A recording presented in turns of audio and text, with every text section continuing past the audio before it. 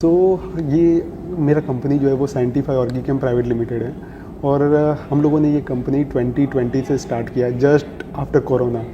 और लोग तब बिज़नेस बंद करने का सोच रहे थे, हम लोगों ने तब स्टार्ट करने का डे वन से कुछ ऐसा था कि हमारे पास कुछ तो है। एक ऐसा कैटेगरी है, बहुत क्लस्टर्ड कैटेगरी है, ठीक है, और बहुत सारे बड़े ब्रांड्स है ना। और इसमें पहले तो जाना ही एक बड़ा रिस्क है as a company. Like as a woman, I am handling the only whole production area, R&D area. कभी मेरा हेल्थ डाउन हुआ, कभी उसके पापा का डाउन हुआ। सो वो बोलती कि मम्मा गेट अप, तुझे नरेंद्र मोदी बनना है। हाय, मैं संदीप छेत्री, आपके होस्ट द मर्चेंट माइक। आज मेरे साथ दो बहुत ही इंटरेस्टिंग गेस्ट हैं, अनु एंड मिथिलेश, जो कि साइंटिफी ऑर्गेनिक प्राइवेट लिमिटेड का फाउंडर है। आज हम लोग को काफ़ी सारी डिटेल्स पता चलेंगे कि कॉस्मेटिक इंडस्ट्री में क्या चल रहा है, थर्ड पार्टी मैन्युफैक्चरिंग में क्या चल रहा है। इन्होंने बहुत सारे ब्रांड, मोर देन 100+ ब्रांड्स के लिए थर्ड पार्टी मैन्युफैक्चरिंग किया हुआ है। So very very excited to host them today. And मैं चाहूँगा कि मेरे जो व्यूअर्स है वो सारे ये एपिसोड देखें ताकि उनको काफ़ी सारे इस इंडस्ट्री के इंसाइट्स पता चलेंगे। So let's start with your introduction. Mitesh, आप बताइए कि आपका कंपनी क्या करता है, किस इंडस्ट्री में है, और कितने साल से हैं। So please go ahead and okay. So ये मेरा कंपनी जो है वो साइंटिफाई ऑर्गेनिक प्राइवेट लिमिटेड है और हम लोगों ने ये कंपनी 2020 से स्टार्ट किया जस्ट आफ्टर कोरोना। और लोग तब बिज़नेस बंद करने का सोच रहे थे, हम लोगों ने तब स्टार्ट करने का सोचा। हाँ, जस्ट बिकॉज ऑफ कि FMCG जो एक एसेंशियल सर्विस में आता था। हाँ, तो वो एसेंशियल सर्विस की वजह से हम लोगों ने सोचा कि चलो दूसरा कुछ काम नहीं कर सकते तो एक एसेंशियल सर्विस के अंदर कुछ ना कुछ हेल्प करते हैं और एक सोशल बेनिफिट भी मिल जाएगा। हाँ, और उसके अलावा अपने पास कुछ इकोनॉमिकल वैल्यू भी आ जाएगी। तो वहाँ से हम लोगों ने सैनिटाइजर से स्टार्ट किया। और ऑब्वियसली कि मैंने फिनेंशियल बैकग्राउंड CA का स्टडी किया था। हाँ, और मेरे वाइफ ने ये MSc इन ऑर्गेनिक केमिस्ट्री किया था। तो सोचा कि ऐसा कुछ करें कि हम दोनों उसके अंदर, वो बिज़नेस के अंदर एक पैरिटी के साथ अच्छे से वर्क कर पाए। ओके। तो मेरे बैकग्राउंड के अंदर अच्छा खासा मैंने ऑडिट किया था ये ब्यूटी ब्रांड्स का। तो उसकी वजह से मुझे नॉलेज था कि ब्यूटी ब्रांड कैसे वर्क करती है। और अनु का अच्छा खासा बैकग्राउंड था कि उसने वर्क किया था pharmaceutical company, then cosmetic company. तो डे वन से कुछ ऐसा था कि हमारे पास कुछ तो है, जैसे कि ब्यूटी ब्रांड। ओके। तो जैसे आपने साइंटिफाई ऑर्गेनिक प्राइवेट लिमिटेड जब आपने बनाया तो आपने क्या सोचा कि सबसे पहले ये किस तरीके के प्रोडक्ट्स बनाए, ठीक है। तो फिर उसमें अनु आपने कैसे सोचा कि आपका रोल क्या होगा, आपने कैसे सोचा कि किस तरह के प्रोडक्ट्स को टारगेट करेंगे, क्योंकि आई नो आप R&D ज़्यादा देखते हैं। तो कैसे किस सोचा होगा, क्योंकि ये एक ऐसा कैटेगरी है, बहुत क्लस्टर्ड कैटेगरी है, ठीक है, और बहुत सारे बड़े ब्रांड्स है ना। और इसमें पहले तो जाना ही एक बड़ा रिस्क है एज अ कंपनी, बहुत ही बड़ा रिस्क है क्योंकि और आपने कहा कि कोरोना टाइम पे वो भी स्टार्ट करना, तो वो चैलेंजेस को कैसे फेस किया और कैसे सोचा कि क्या अप्रोच लेंगे, अनु? जैसे आपको पता है कि मेरा जो बैकग्राउंड है वो MSc और विथ ऑर्गेनिक केमिस्ट्री है। हाँ, तो मैंने पूरे मार्केट को पहले स्टडी किया कि भाई मेरा जो मार्केट में सबसे ज़्यादा कौन सी प्रोडक्ट चलती है। तो इनिशियली मेरे स्टडी के हिसाब से मेरे को पता चला कि स्किन केयर, हेयर केयर ज़्यादा चलता है। तो उसमें कौन से प्रोडक्ट सबसे अच्छे मार्केट में चलेंगे उसके ऊपर मैंने रिसर्च किया। फिर सब प्रोडक्ट का मैंने एनालिसिस किया। Then I have started work with hair care products also. Slowly इसमें मेरा अच्छा जो नॉलेज था वो इम्प्लीमेंट होने के बाद मैंने कलर कॉस्मेटिक के ऊपर भी वर्क चालू किया। अच्छा। सो उसमें भी मेरा अच्छा खासा ग्रिप है। तो स्लोली ग्रेजुअली जैसे मार्केट में जो प्रोडक्ट्स चलते हैं वो स्लोली मैंने डेवलप करके क्लाइंट्स को सप्लाई करना। Okay, very interesting. क्योंकि यूजुअली क्या होता है ना, जब भी कोई बंदा कंपनी स्टार्ट करता है टिपिकली, तो वो ये देखता है कि अच्छा ये चल रहा है, इसमें स्टार्ट कर लेते हैं, ठीक है। जो ट्रेंड चलता है उसी में ट्राई करते हैं, उसी में स्टार्ट करने हैं। बट मेरे को ये अच्छा लगा कि आपने कहा कि पहले रिसर्च करके देखा कि कौन सा प्रोडक्ट है, फिर एनालिसिस किया, एनालिसिस करके डिसाइड किया कि जैसे कि मेरा स्ट्रॉन्ग पॉइंट क्या है, कि मैं हेयर में मेरा कंट्रोल है, कलर कॉस्मेटिक्स में मेरा कंट्रोल है, मेरे को ज़्यादा नॉलेज है। तो you started with that and that's a very good approach. तो सारे मतलब this is to all the new budding entrepreneurs कि अगर आप कोई कंपनी स्टार्ट करते हो तो उसका मार्केट रिसर्च बहुत इंपॉर्टेंट, जैसे अनु ने कहा कि मार्केट रिसर्च करो, डिमांड क्या है, प्रॉब्लम स्टेटमेंट क्या है और आपका मास्टरी क्या है। क्योंकि लोग क्या करते हैं कि पहले प्रोडक्ट बनाता है और प्रोडक्ट बना के बेचने जाता है ना? करेक्ट। तो उसमें मोस्ट ऑफ द टाइम ऐसा होता है कि वहाँ पर फेलियर का चांसेस हाई है, क्योंकि जरूरी नहीं है कि आपका प्रोडक्ट कस्टमर को अच्छा लगेगा। Right. बट अगर आप बैकवर्ड जाओगे, जैसे अनु ने कहा कि मैंने पहले बैकवर्ड्स गया, कि मैंने मार्केट को देखा, समझा प्रोडक्ट कहाँ डिमांड है, क्या रिक्वायरमेंट है, क्या और मेरा स्ट्रॉन्ग पॉइंट क्या है, उसके बेसिस पे आपने प्रोडक्ट बनाए। Yes. Very very very interesting है। सो मितेश, आपने कहा कि आपने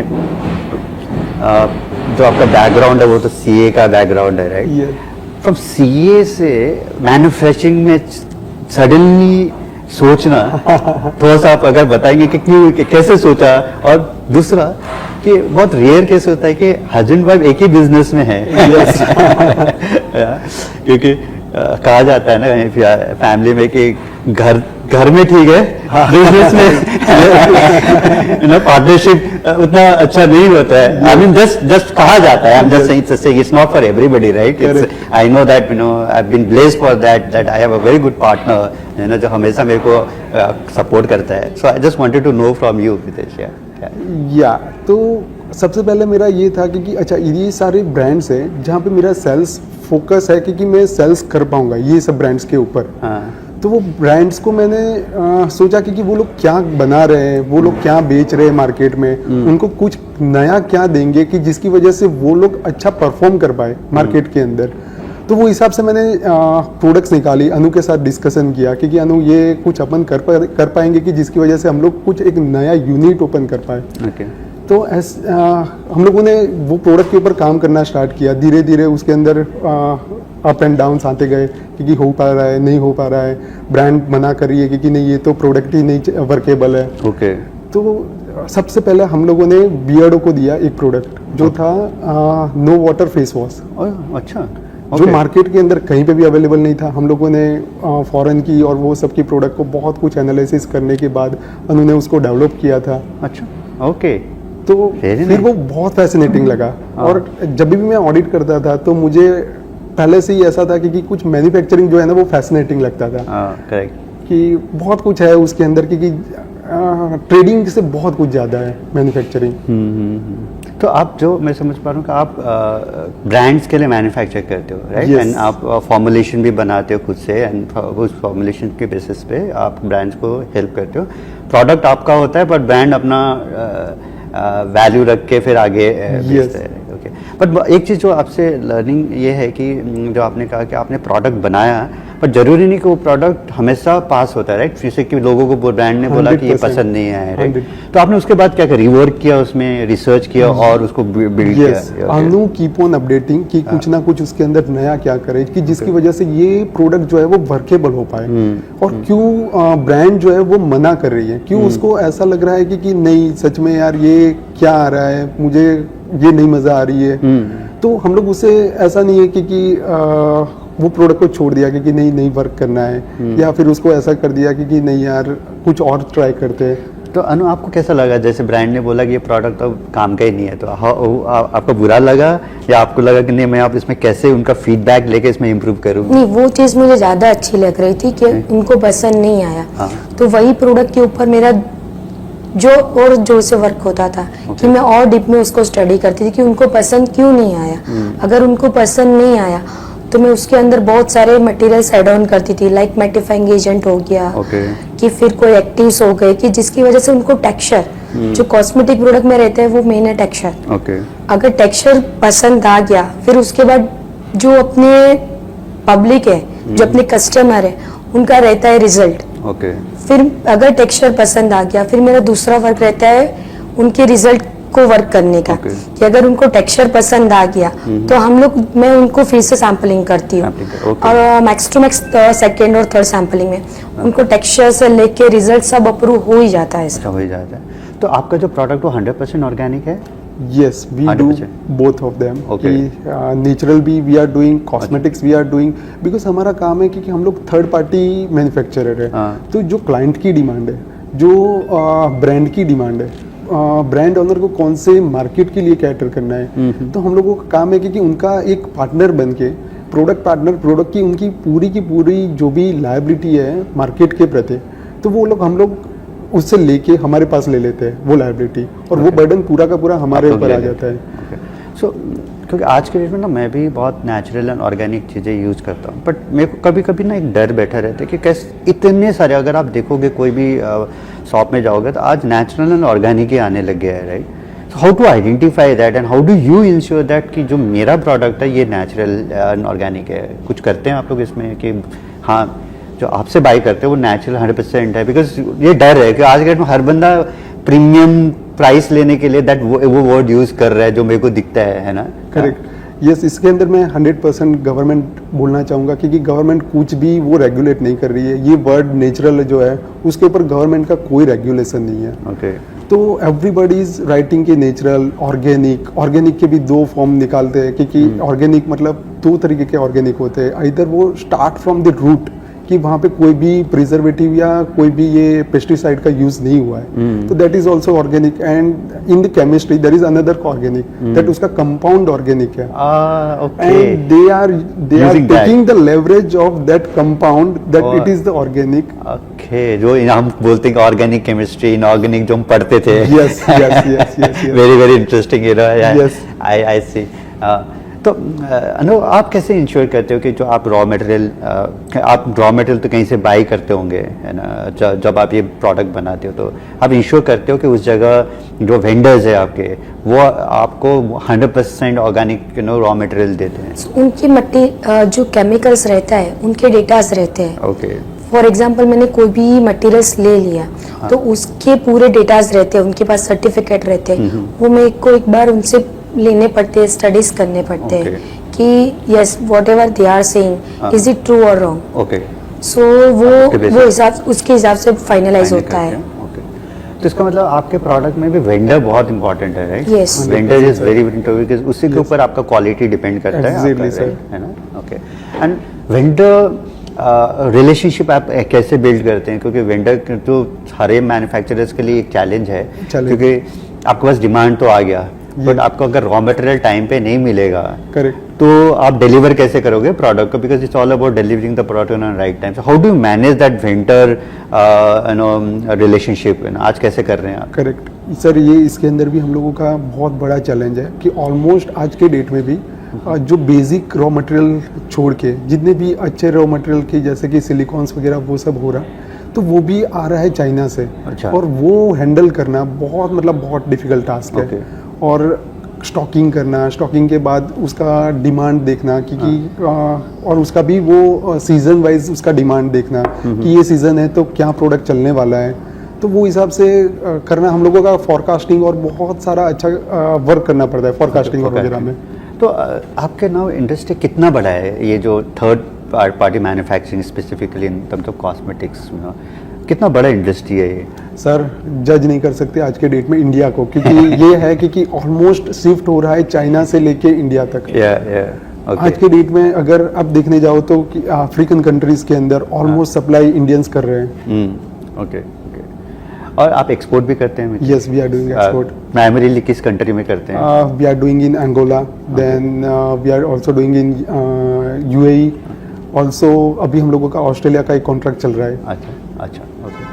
सो अनु, आपसे एक क्वेश्चन है कि ऐसा क्या है कि आपके पास कुछ ऐसा रिक्वायरमेंट आया जो बहुत ही यूनिक है और आपने सोचा कोई ऐसा रिक्वायरमेंट भी मांग सकता है क्या जिसके लिए R&D करना पड़े आपको?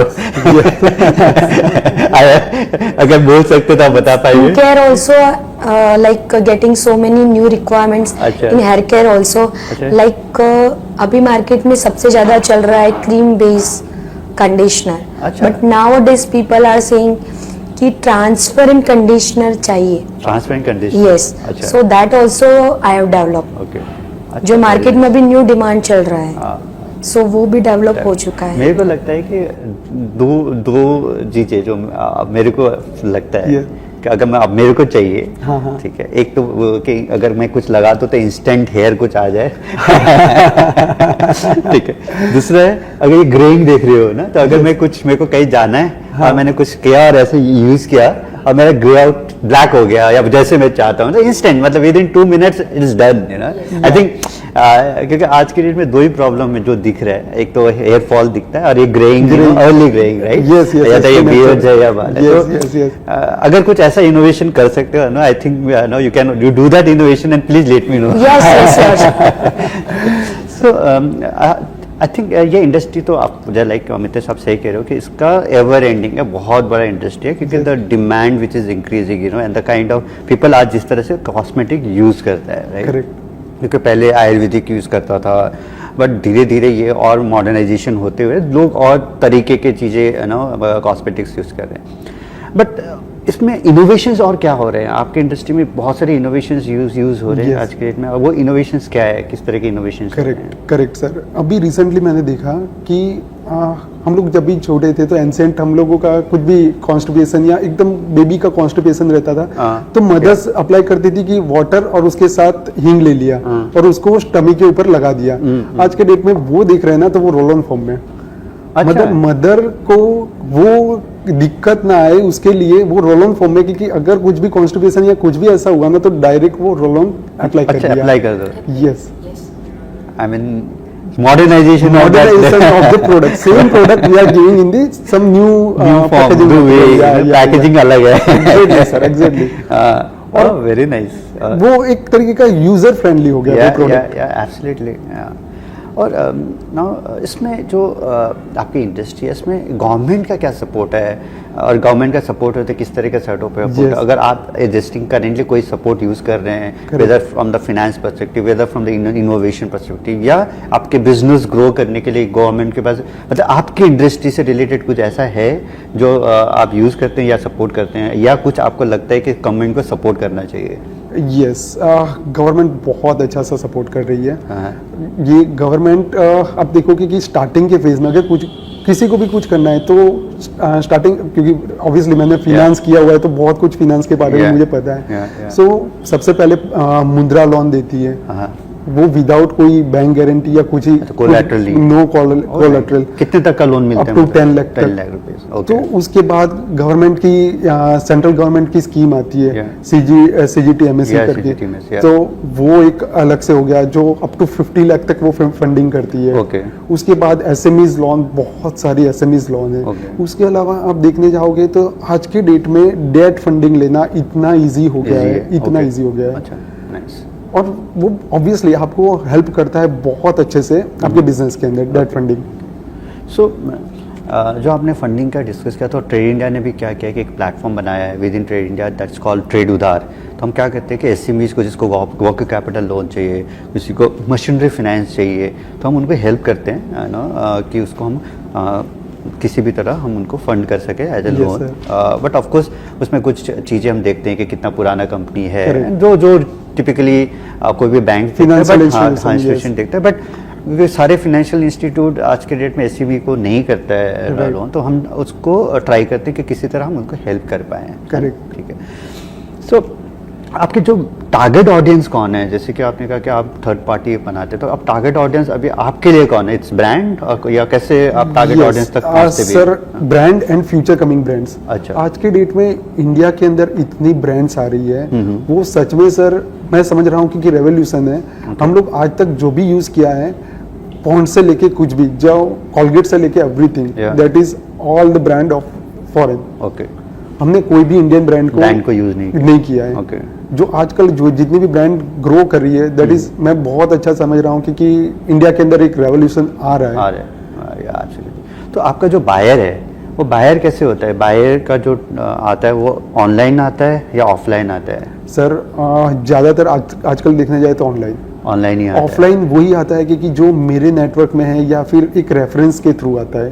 बाकी ऑफलाइन आना सर मैं समझ रहा हूँ कि 20-30% है जो ऑनलाइन के कंपैरिजन। तो जैसे एज अ स्टेक होल्डर आप दोनों कैसे सोचते हो कि आप जब बिजनेस को ग्रो करने के लिए सोचते हो, तो आप जब टिपिकली मैं देखता हूँ कि SME मार्केटिंग में ज़्यादा स्पेंड नहीं करना चाहते हैं, ठीक है? And there are two types of SME। एक ट्रेडिशनल SME जो बहुत पुराने हैं, उनका अपने रेफरेंसेज है, अपने नेटवर्क है।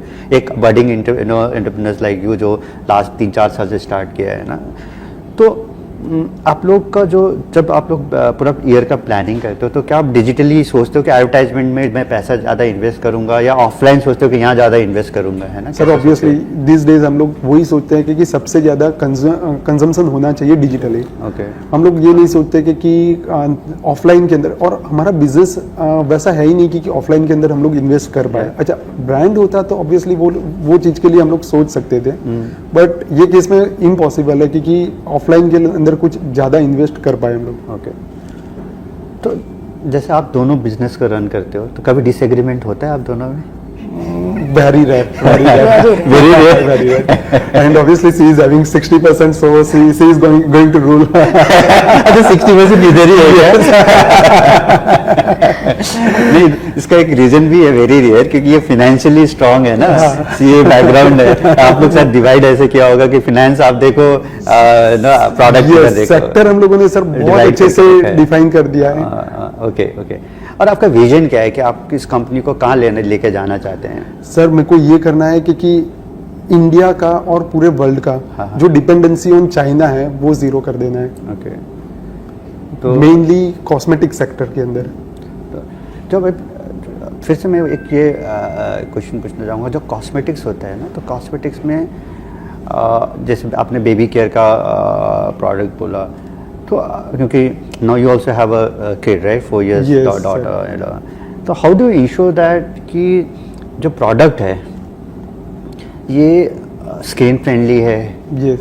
या ये क्योंकि बेबी को वो ना करे, इचिंग ना हो, पेन ना हो, तो उसके लिए कैसे करते हैं आप लोग? I mean that is what मैं समझना चाहता हूँ कि कैसे आप लोग इसको इंश्योर करते हैं कि ये क्वालिटी और उसको हम लोग एकदम ऐसा प्रोडक्ट दे उनके फ्रेंडली प्रोडक्ट हो। तो how do you do that? Sir Anu अगर बता पाए, क्योंकि अनु ने इसमें R&D किया है, तो है ना।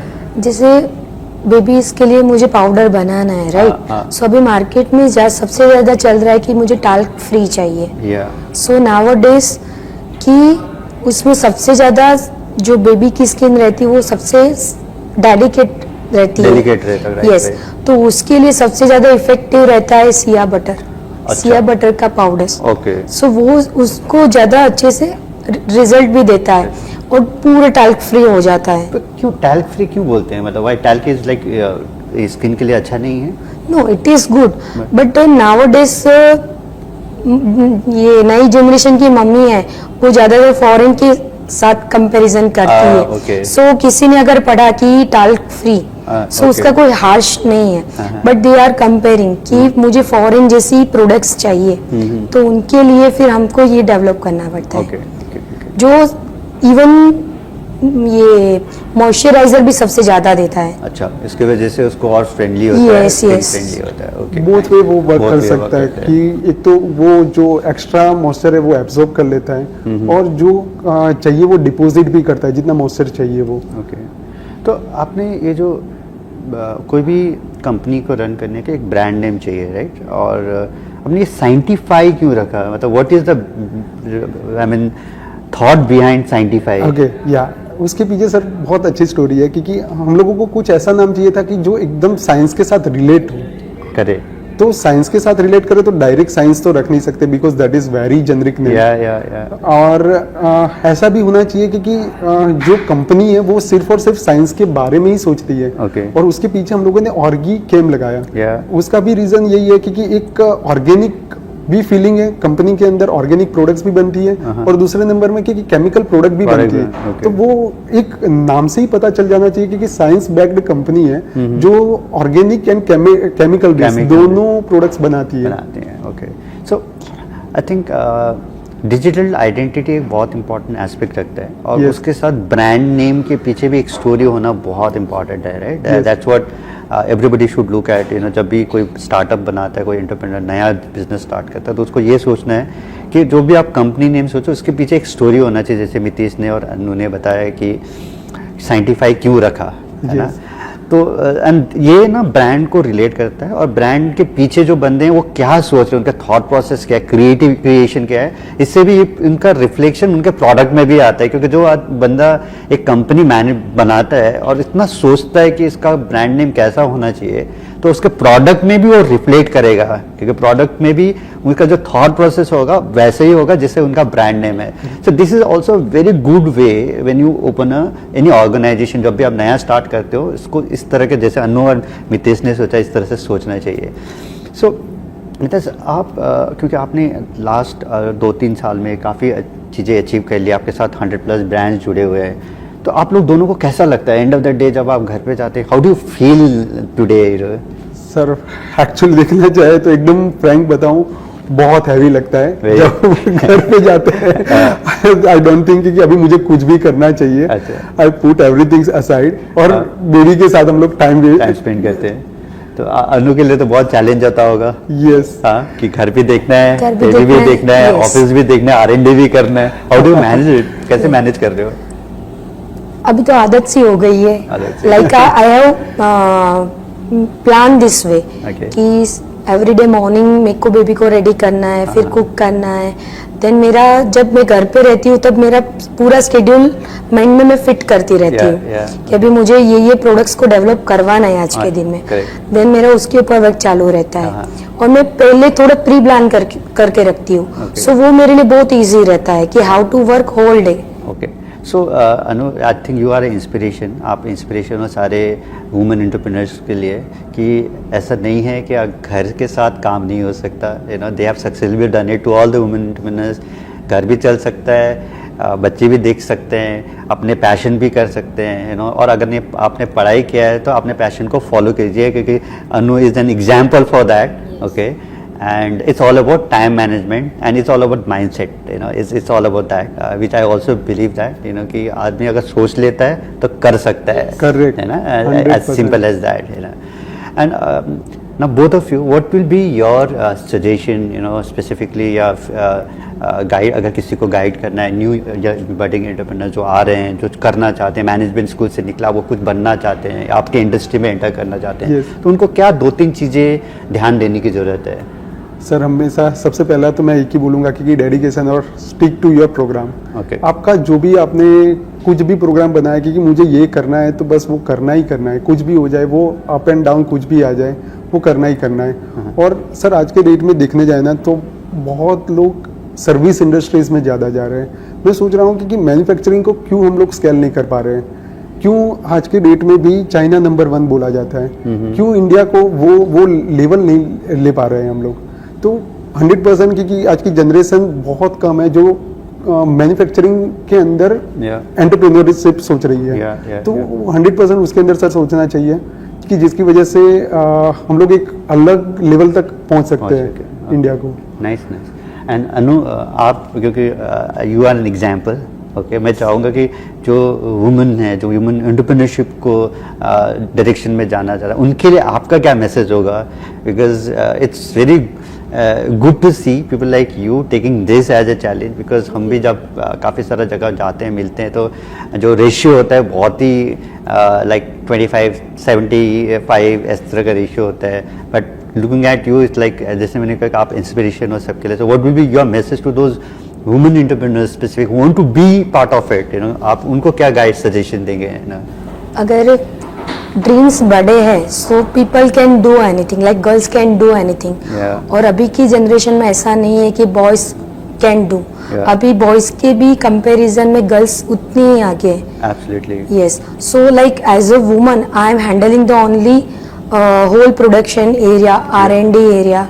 देन बहुत बड़ा टीम मैंने खड़ा किया है कि जहाँ पे मेरे को पैकेजिंग में भी अच्छे स्टाफ है, कि एज अ केमिस्ट भी मेरे पास अच्छा स्टाफ है. सो वो एक मैंने खड़ा किया है पहले. सो उनका मेरे को बहुत अच्छा सपोर्ट मिल जाता है और उनके सपोर्ट के साथ में ये बहुत ईजी कर पाती हूँ.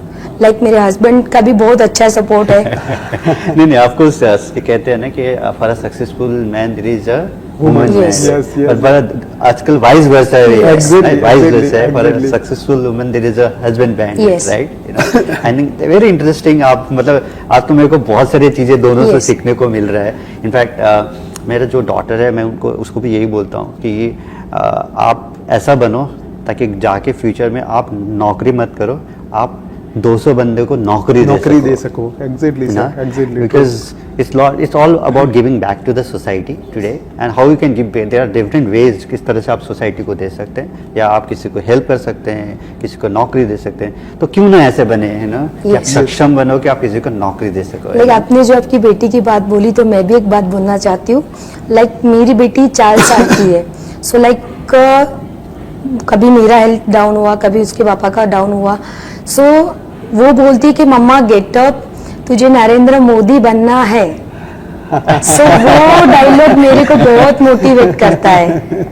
बहुत ही वेरी वेरी इंटरेस्टिंग, मतलब see the generation which is moving, you know, और बहुत ही, यू नो, ये चेंज है, and this is what change we have, India is changing, मैं कहता हूँ ना, India is changing.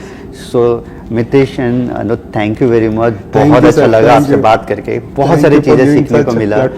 And I ensure, मतलब हम लोग को लगता है कि जो हमारे व्यूवर्स इस जब एपिसोड को देखेंगे तो they will get lot of insights और lot of inspiration. Actually insight से भी बताऊंगा, बहुत सारे इंस्पिरेशन स्पेसिफिकली फ्रॉम अनु से काफ़ी सारे लोग इंस्पायर्ड होंगे कि किस तरह से बिजनेस को रन करना है, किस तरह के अपने पैशन को फॉलो करना है, किस तरह से आपके एम्बिशन को फॉलो करना है, एंड ऑफ कोर्स फाइनली आपके डॉटर जो आपको पुश करता है कि उससे भी और बड़ा बनना है। That push is always required. एक छोटा पुश चाहिए, चाहे वो पुश बच्चों से आए चाहे बड़ों से आए ना। वेरी वेरी, यू नो, बहुत ही अच्छा लगा आप लोग से बात करके, and it's a privilege, you know, for me to talk to you guys, and hopefully हम काफ़ी और इंटरेक्ट करेंगे एंड इंश्योर दैट हम कैसे आपके साथ और ज़्यादा क्लोजली काम करके इस आपके ब्रांड को और नेक्स्ट लेवल पे ले जाएंगे। Thank you very much. Thank you, thanks, thank you very much.